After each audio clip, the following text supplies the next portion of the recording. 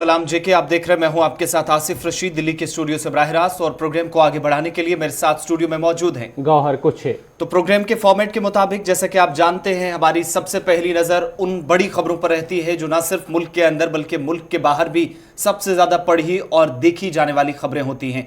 सुबह सुबह चाय की चुस्कियों के साथ ताजा तरीन खबरों का शुमारा इस प्रोग्राम के जरिए आप तक पहुंचाने की हमारी कोशिश हर रोज 8:30 से 10 बजे तक रहती है। और प्रोग्राम के आखिरी 20 से 25 मिनट, जैसा कि आप जानते हैं, आप लोगों के नाम है। आप अपनी बात इस प्रोग्राम के जरिए इंतजामिया तक पहुंचाएं। हमारी कोशिश रहती है फोन लाइंस हमारी ओपन हो जाएंगी 9:35 के बाद, जहां पर टीवी स्क्रीन पर नंबर्स फ्लैश हो रहे होंगे और इन पर कॉल आप कर सकते हैं। और आज के प्रोग्राम में जहां हम बात करेंगे दिल्ली के अंदर क्या कुछ सूरत हाल है, क्योंकि ऐवान पर सबकी नजरें आज भी टिकी हुई हैं। एक बार फिर हंगामे के आसार नजर आ रहे हैं, जहां पर किसानों का मामला काफी ज्यादा इन दिनों डिस्कस हो रहा है। पिछले 3 दिनों से, खासतौर से पहले दिन को अगर छोड़ दिया जाए तो 3 दिन काफी हंगामा हुआ है हिज़्ब इख्तिलाफ की तरफ से। यहां तक कि कोशिशें किसानों के उस मकाम पर भी जहां पर एहतजाज चल रहा है पहुंचने की कोशिश हुई है। इन सब के बीच में लोकसभा स्पीकर को खत लिखा गया है, इस पर थोड़ी देर में तफसीलात फराहम करेंगे। लेकिन मुल्क के अंदर जो कोविड-19 वैक्सीनेशन का प्रोग्राम 16 जनवरी को शुरुआत जिसकी हुई थी, और उस प्रोग्राम को अब मुल्क के बाहर भी किस तरीके से कामयाबी हो सकती है इस प्रोग्राम की, इसके लिए एक बड़ा कदम सरकार की तरफ से उठाया गया है। एक अहम मुआहिदा तय पाया है। क्या है वो मुआहिदा, उस पर हम बात करेंगे। और साथ ही साथ भारत और पाकिस्तान के बीच क्या बातचीत होगी या नहीं, इस पर जो सस्पेंस बरकरार था अब तक, उस पर कहीं ना कहीं एक बड़ा जवाब वजारत खारजा के तर्जुमान की तरफ से आया है। साथ ही भारत और चीन के हवाले से भी बात करेंगे, ताज़ा तरीन बयान सामने आया है। इसके अलावा जम्मू कश्मीर आपको लिए चलेंगे तो कौमी शाहरा के हवाले से आपको बताएंगे ताज़ा तरीन अपडेट, नई एडवाइजरी जो जारी की गई है। और जम्मू कश्मीर के अंदर मुख्तलिफ ऐसे मामला जिन पर आगे चलकर हम बात करने वाले हैं। कल और आज का दिन जम्मू कश्मीर के लिए काफी अहम। आज जहां पर जनूबी कश्मीर के एक इलाके के अंदर दोबारा डीडीसी के जो इंतखाबात के जो नताइज सामने आए थे उस पर सवाल उठे थे, आज दोबारा यहां पर काउंटिंग होने जा रही है। इस काउंटिंग के मुतालिक आपको ग्राउंड जीरो पे लिए चलेंगे, क्या कुछ तैयारियां वहां पर है और क्या कुछ इल्जामात थे, इंतजामिया क्या कुछ कह रही है। इसके साथ साथ आपको बताएंगे कल का दिन इसलिए इंपॉर्टेंट क्योंकि डीडीसी के जो चेयरपर्सन और वाइस चेयरपर्सन जो है, डेप्टी चेयरपर्सन, उनके लिए तैयारियां कर ली गई हैं। 4 डिस्ट्रिक्ट्स के अंदर कल इलेक्शंस होने जा रहे हैं और क्या कुछ इसके लिए पूरा प्रोसेस रहेगा उस पर हमारी नजर रहेगी। आज के प्रोग्राम में आपको तफसीलात फराहम करेंगे और ये भी आपको आज क्लियर करने की कोशिश करेंगे। कल ऐवान के अंदर चूंकि जम्मू कश्मीर का मामला भी इसलिए सुर्खियों में था, जहां पर जम्मू कश्मीर का तंजीम-ए-नौ बिल साल 2021 का जो ऐवान में पेश कर दिया गया वजारत दाखिला की तरफ से, उसमें मजीद तफसीलात क्या है, क्या कुछ इस बिल का मकसद है पेश करने का, एक एक करके आप तक खबरें पहुंचाएंगे और उन पर तज्जिया और तबसरा भी करने की कोशिश आज के प्रोग्राम में। लेकिन प्रोग्राम का आगाज बात सबसे पहले MEA की, क्योंकि वजारत खारजा का एक बड़ा बयान न सिर्फ भारत और पाकिस्तान के हवाले से बल्कि भारत और चीन पर भी भारतीय वजारत खारजा की तरफ से बड़ा बयान जारी कर दिया गया है। वजारत खारजा की तरफ से एक बयान सामने आया है। पाकिस्तान के साथ मुज़ाकरात पर वजारत खारजा का बयान। पाकिस्तान बातचीत के लिए मुनासिब माहौल बनाए। भारत और चीन के दरमियान जल्द अगली मीटिंग भी मुतवक्का है, जहां दोनों के दरमियान जो कशीदगी है लाइन ऑफ एक्चुअल कंट्रोल पर, उसको लेकर वजारत खारजा की तरफ से एक बयान भी सामने आया है कि भारत और चीन के दरमियान अगली मीटिंग भी तवक्का की जा रही है। खत्ते में कशीदगी को कम करना हमारा मकसद है, ये वजारत खारजा की तरफ से बयान सामने आया। जहाँ पाकिस्तान और भारत के दरमियान उन्होंने कहा कि रिश्ते को बेहतर बनाने के लिए पाकिस्तान को पहल करनी होगी और उसके लिए माहौल तैयार करना होगा। वहीं साथ ही साथ उन्होंने कहा कि लाइन ऑफ एक्चुअल कंट्रोल पर जो भारत और चीन के दरमियान कशीदगी है उसको दूर करने के लिए एक और मीटिंग जो है भारत और चीन के दरमियान वो हो सकती है और उसकी तवक्का की जा रही है। और इसमें बड़ी बात यह है कि गुज़श्ता दिनों जहां पर भारत ने पाकिस्तानी फौज के सरबराह जनरल कमर जावेद बाजवा के बयान पर रद्द-ए-अमल का इजहार करते हुए कहा कि भारत भी पाकिस्तान समेत तमाम जो हमसाया ममालिक हैं उनसे अच्छे ताल्लुकात चाहता है, लेकिन ये ताल्लुकात तशद्दुद या दहशतगर्दी के माहौल से पाक होने चाहिए और ये माहौल बनाना पाकिस्तान की जिम्मेदारी है। यानी पाकिस्तान पर इस वक्त एक बड़ी जिम्मेदारी है। अगर खित्ते के अंदर कशीदगी को कम करने के लिए मुज़ाकराती अमल को आगे बढ़ाना है तो इस पर भारत की तरफ से अपना मौक़िफ़ जाहिर किया गया है। वज़ारत खारजा के तर्जुमान अनुराग श्रीवास्तव जो वीकली ब्रीफिंग कर रहे थे प्रेस कॉन्फ्रेंस के दौरान, एक सवाल के जवाब में उन्होंने कहा कि हमारा मौक़िफ़ जाहिर है भारत पाकिस्तान से बाकी जिस तरीके से हमसाया ममालिक के साथ ताल्लुकात हैं वैसे ही ताल्लुकात चाहता है, नॉर्मल रिलेशंस चाहता है, लेकिन तशद्दुद से, दुश्मनी से, दहशतगर्दी से माहौल पाक होना चाहिए और इस तरह का माहौल बनाना पाकिस्तान की जिम्मेदारी है। अगर वो ऐसा करता है तो तभी बातचीत के दरवाजे दोबारा खुल सकते हैं और वो माहौल जिसके लिए उम्मीदें की जा रही हैं, जो पुराने जैसा माहौल बन सकता है कशीदगी को दूर करके, वो दोबारा पैदा किया जा सकता है। लेकिन साथ ही चीन के साथ जो लाइन ऑफ एक्चुअल कंट्रोल पर सूरत हाल गुज़श्ता करीब 9-10 महीनों से बनी है, उस पर भी उन्होंने एक बार फिर साफ जाहिर करते हुए कहा कि आने वाले कुछ दिनों के अंदर एक और फौजी सतह की बातचीत जल्द हो सकती है, जिसके लिए भारत और चीन की जो आला क़यादत है वो मुसलसल राब्ते में है। यानी बीजिंग और दिल्ली के अंदर जो लीडरशिप बैठी है वो राब्ते में है और कुछ दिनों के अंदर एक और बातचीत 11वें दौर की होना मुतवक्का है।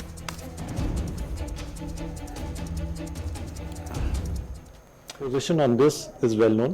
India desires normal neighborly relations with Pakistan in an environment free of terror, hostility and violence. The onus is on Pakistan to create such an environment. I had given you an update last week and this was on the basis of a press release which was issued after the 9th round of the senior commanders meeting held on the 24th of January. The two sides had a candid and in-depth exchange of views on disengagement along the line of actual control in the western sector of China-India border areas. And we have also agreed that the next round of senior commanders meeting will be held at an early date. Our objective remains to ensure complete disengagement from all friction areas along the LAC in the western sector and to restore peace and tranquility. We will continue our discussions with the Chinese side through both diplomatic and military channels for achieving this outcome at an early date. तो कशीदगी को कम करने के लिए मुज़ाकरात जारी रहेंगे और कुछ दिनों के अंदर एक और बातचीत भारत और चीन के बीच हो सकती है। जब भारत और चीन की बात हो रही है तो बढ़ते हैं जरा आगे। अब बात वैक्सीनेशन के प्रोग्राम की भी करते हैं, क्योंकि 16 जनवरी से जिस प्रोग्राम का आगाज हुआ था उसमें गौहर अब बड़ी तैयारी कर ली गई है कि 100 मुख्तलिफ ममालिक को भारत बहुत जल्द वैक्सीन भेजने वाला है। जी हाँ, अगर हम वैक्सीनेशन की बात करेंगे, कोरोना मुखालिफ वैक्सीनेशन, मुल्क में कोविड वैक्सीनेशन का प्रोग्राम जो है वो जारी हो चुका है। यूनिसेफ और SII में माहदा हुआ, एक बड़ा माहदा तय पाया गया है। सीरम इंस्टीट्यूट अब 100 ममालिक को जो है वैक्सीन सप्लाई भी करेगा और इस हवाले से बात करेंगे तो हिंदुस्तान सबसे बड़े दवा साजों में से एक उसका शुमार होगा। ये बड़ी खबर है। कोरोना मुखालिफ जो वैक्सीनेशन तैयार की गई है, जो पहला मरहला 16 जनवरी को हुआ है, उसके बाद ही जो है दूसरा मरहला भी हुआ। इस सिलसिले में अब एक नया माहदा जो तय पाया गया है यूनिसेफ और SII में, नया माहदा सीरम इंस्टीट्यूट 100 ममालिक को अब जो वैक्सीन कोरोना वायरस जो मुखालिफ वैक्सीन है वो अब सप्लाई करेगा। और इस बीच आपको बताते चले कि जो तैयारी की गई है वैक्सीन को लेकर, उसमें 100 ममालिक की एक लिस्ट तैयार की गई है। यूनिसेफ और सीरम इंस्टीट्यूट ऑफ इंडिया, वो इदारा जिसने सबसे पहले कोविशील्ड नामी वैक्सीन तैयार की और इस वैक्सीन का इस्तेमाल 16 जनवरी से पूरे मुल्क में हुआ था। जहां पर इस वैक्सीन को लेकर सीरम इंस्टीट्यूट यानी SII जिसका जिक्र गौर कर रहे थे और यूनिसेफ ने एक कोविशील्ड नामी या जो कोवैक्सीन नाम की जो वैक्सीन है, इसको लेकर दोनों के दरमियान एक मुआहदा तय पाया है। 100 ममालिक जिनमें 1.1 बिलियन वैक्सीन खुराक भेजी जाएगी और अगले 1.5 से 2 महीनों के अंदर पूरा ये अमल मुकम्मल करने की तैयारी यहाँ यानी भारत सरकार की तरफ से, उस इदारे की तरफ से जिस पर ये जिम्मेदारी है, और यूनिसेफ के जिम्मेदारान की तरफ से इस पर अमल को 100 दिनों के अंदर मुकम्मल करने की कोशिश है। 1 से 1.5 महीने या 2 महीने के अंदर ये कोशिश है कि तमाम ममालिक तक वैक्सीन पहुंचा दी जाए। इससे पहले म्यांमार, बांग्लादेश, भूटान और दीगर कई ममालिक के अंदर भारत वैक्सीन के डोज भेज चुका है और वहीं पर इस मुआहदे के तहत मजीद 100 ममालिक इस फहरिस्त में शामिल होंगे जहां पर वैक्सीन भेजी जाएगी। और बड़ी बात यह है कि वो प्रोग्राम जो 16 जनवरी से जिसका आगाज हुआ था, सिर्फ 15 से 20 दिनों के वक्फे के अंदर एक बार फिर एक बड़ी कामयाबी की ओर बढ़ रहा है। और माना जा रहा है कि इससे न सिर्फ मुख्तलिफ ममालिक के अंदर जो कोविड की दूसरी लहर थी उस पर रोक लगाने में मदद मिल सकती है जल्द इस्तेमाल से, बल्कि मुख्तलिफ ममालिक के साथ जो ताल्लुकात भारत के हैं उसमें भी बेहतरी के इम्कानात नजर आ रहे हैं।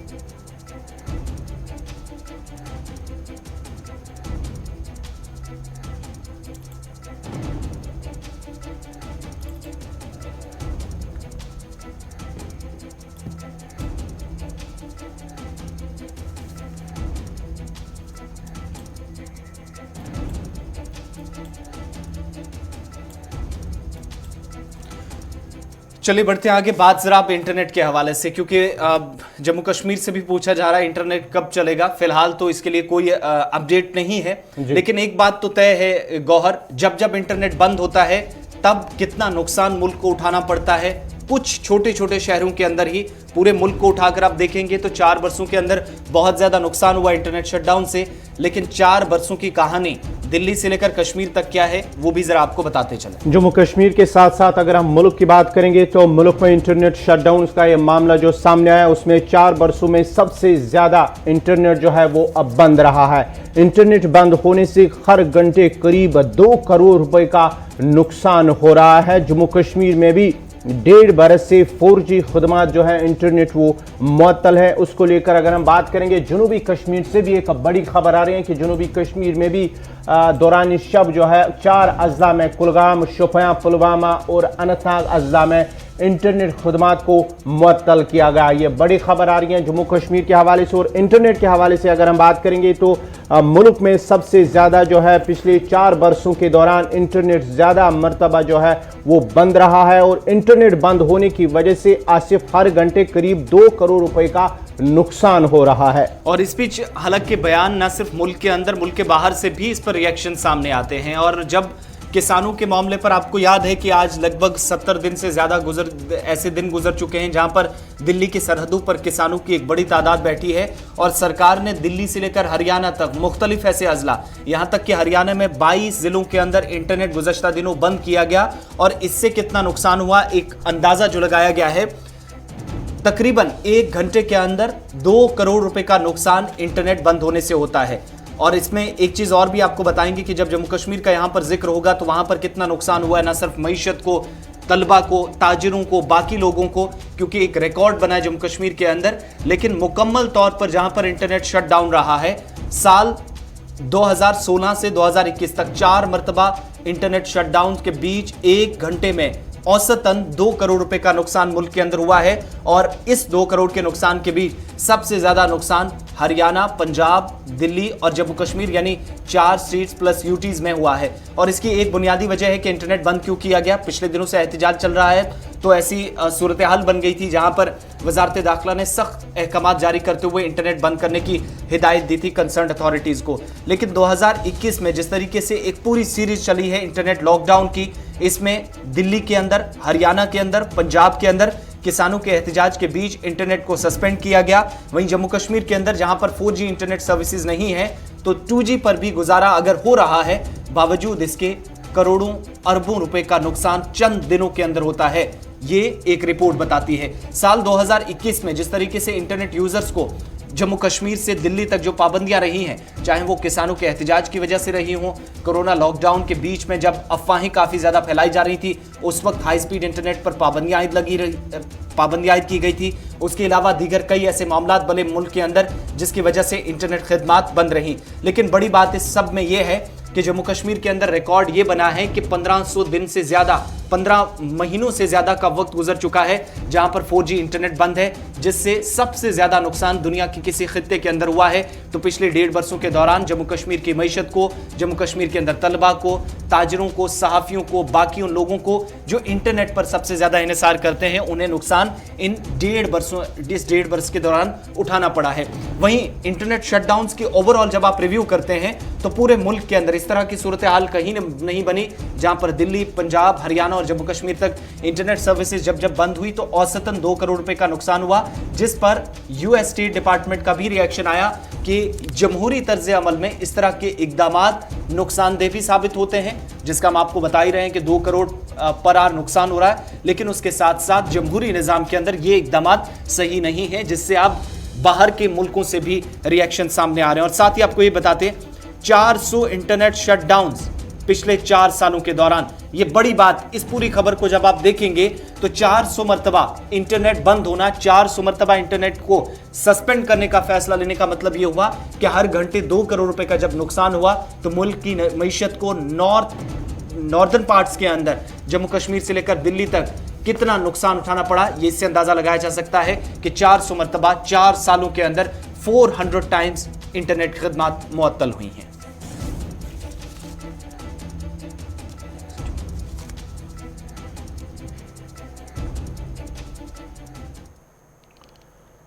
बढ़ते हैं आगे, बात करेंगे किसान एहतजाज के हवाले से, जहां ऐवान में लगातार पिछले कई रोज से हंगामे के आसार नजर आ रहे थे। हंगामा भी हुआ है और आज भी हंगामा होने के आसार नजर आ रहे हैं। कल हमने देखा है कि बॉर्डर पर जहां रुकन पार्लिमान ने जहां बॉर्डर पर जो एहतजाज कर रहे किसानों के साथ मुलाकात करने की कोशिश की, ताहम पुलिस ने उनकी कोशिश को नाकाम बनाया। और किसान तहरीक का आज 72वां रोज़ है, 72वां दिन है और आज भी ऐवान में हंगामा होने के आसार नज़र आ रहे हैं। किसानों के मसाइल जल्द हल करने पर हिज़्ब इख्तिलाफ के रहनुमाओं ने जोर दिया है कि सरकार जो मामला है, जो कवानीन है, उनको रद्द करे। एक बार फिर हिज़्ब इख्तिलाफ की जमातों के लीडरान ने कल भी ऐवान के अंदर इस पर जोर दिया है, सरकार से कहा कि वो जो कवानीन है उनको रद्द करे। और साथ ही साथ अपोजिशन ने लोकसभा स्पीकर को खत भी लिखा है।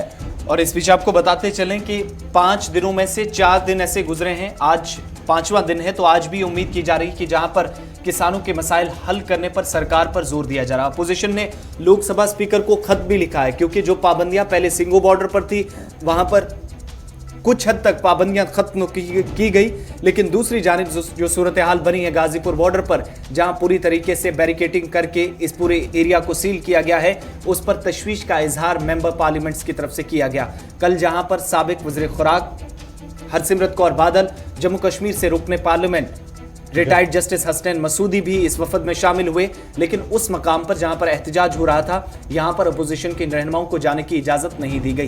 तकरीबन 10 से 15 किलोमीटर का सफर तय करके बस के जरिए ये सभी लीडरान यहां पहुंचे थे वफद की शक्ल में कि किसानों के साथ, लीडरान के साथ बात की जाए, मगर पुलिस ने इनको आगे जाने की इजाजत नहीं दी। इसके बाद लोकसभा स्पीकर को एक खत लिखा गया है, जिस पर मजीद बहस करने की भी सरकार से आज इजाजत मांगी तो गई थी, कल इजाजत मांगी गई थी, लेकिन सरकार ने जहां पहले ही साफ कर दिया था कि इस पर बातचीत चल रही है, बहस मुबाहिसा भी हो रहा है, तो जब जब बात रखने का मौका मिले उसी टाइम इस पर सवाल उठाए जाने चाहिए। इधर कांग्रेस की तरफ से तमाम पार्लियामेंटेरियंस जो है उनकी तरफ से कल मीटिंग की गई और मीटिंग में यह फैसला ले लिया गया कि तब तक कार्रवाई जो ऐवान की है वो नहीं चलने दी जाएगी जब तक किसानों के मामले पर एक साथ बहस नहीं होगी। सबको अपनी बात रखने का हक मुकम्मल तौर पर नहीं दिया जाएगा, आज़ादी के साथ इस पर बातचीत नहीं होगी। और इस सिलसिले में दूसरी तरफ अपोजिशन लीडरान जो कल वफद की शक्ल में गाजीपुर बॉर्डर पहुंचे थे, उन्होंने लोकसभा स्पीकर को खत लिखा है कि ये जो पाबंदियां किसानों के एहतजाज के मकाम पर लगाई गई हैं,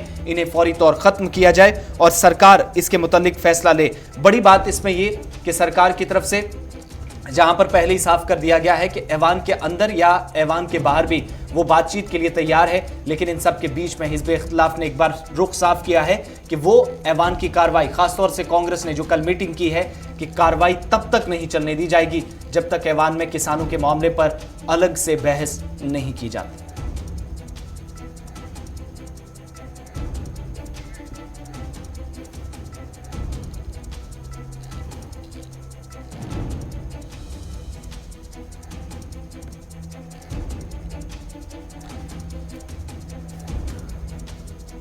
चलिए अब बढ़ते हैं आगे, बात जम्मू कश्मीर की दोबारा करते हैं। और जम्मू कश्मीर के मामलों में सबसे पहले उस मामले पर जब ऐवान की कार्रवाई की बात हमने की, तो किसानों के साथ साथ गुज़श्ता 2 रोज़ से जम्मू कश्मीर का मामला भी ऐवान के अंदर। और कल जहां पर एक बार फिर जम्मू कश्मीर की बात ऐवान के अंदर चली, राज्यसभा में मरकजी वज़ारत दाखिला की तरफ से एक बार फिर कल जिसका इंतजार किया जा रहा था कि क्या रिऑर्गेनाइजेशन जो बिल है वो पेश किया जाएगा साल 2021 का, वो कल ऐवान के अंदर पेश किया गया। और आपको बताते चलें कि जम्मू कश्मीर तंजीमें 9 तरमीम बिल ऐवान में पेश कर दिया गया है, जिस पर माना जा रहा है कि आज बहस की जा सकती है और वज़ीर दाखिला भी इस पर खिताब कर सकते हैं।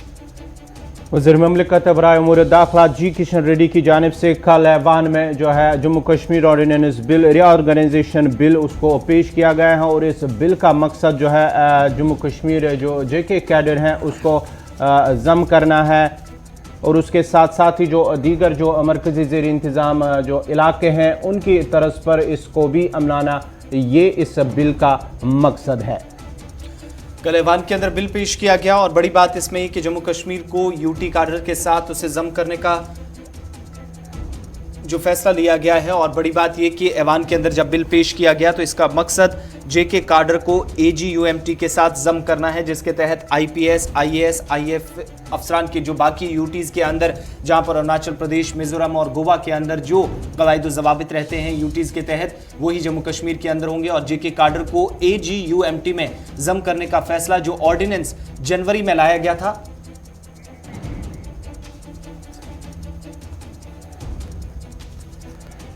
जम्मू कश्मीर तंजीम नौ तरमीम बिल 2021 ऐवान में कल पेश की गई है। जी किशन रेड्डी वज़ीर दाखिला वज़ीर ममलिकत बराए उमूर दाखिला की जानिब से जी किशन रेड्डी और उसका मकसद जेके कैडर को AGUMT में जम करना है। और आपको याद दिला दें कि जनवरी में इस ऑर्डिनेंस को लाया गया था और ऐवान में वज़ीर दाखिला इस पर भी खिताब कर सकते हैं।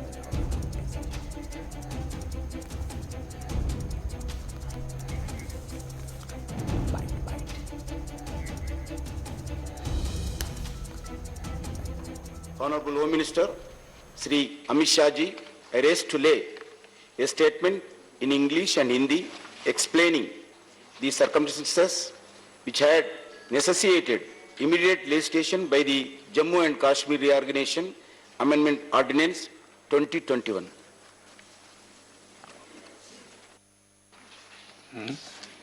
Okay, na?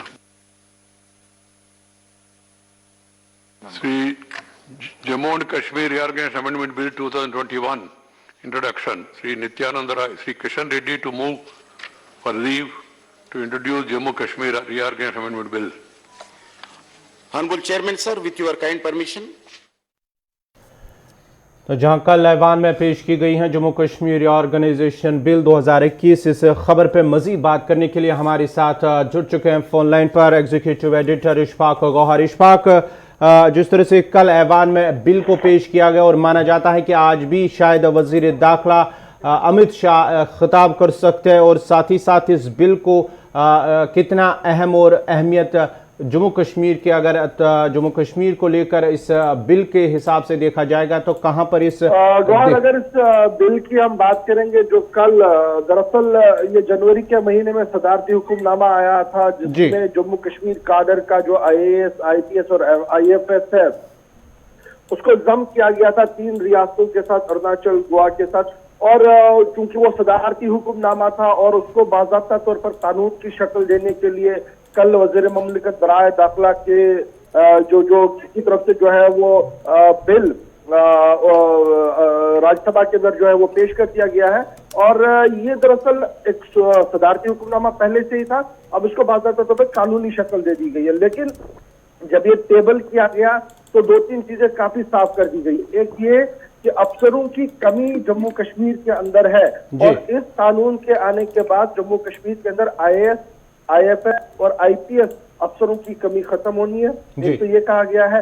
दूसरा ये कहा गया कि जम्मू कश्मीर के अंदर तरक्याती मंजरनामे पर जो मरकजी मावनत वाली स्कीमें हैं जो लगातार मरकज की मावनत से चलती हैं और जिसके लिए बड़े अफसरों का होना बहुत ज्यादा जरूरी होता है और IAS काडर के अफसर की निगरानी में ये सारी चीजें चले, वो वहां पर कमी है। और तीसरा, चंद अफसरों की तरफ से हाईजैक सिस्टम को किया जा रहा था, जिसके बाद ये काफी ज्यादा जरूरी है कि कुछ नया जम्मू कश्मीर के अंदर किया जाए। इसलिए इस मसौदे कानून को ऐवान ने बाला के सामने जो है वो रखा गया है। और इस वक्त जब ये बात हम आपको कर रहे हैं तो ऑलरेडी हमने देखा है कि जब सदारती हुक्मनामा आया था तो IAS, IFS और IPS के कई अफसरों के जो काडर चेंज का मामला था वो काफी गर्दिश कर रहा था, पिछले कई हफ्तों से गर्दिश कर रहा था और अब बाज़ाब्ता तौर पर अब कानूनी शक्ल में वो इख्तियार हो गया है।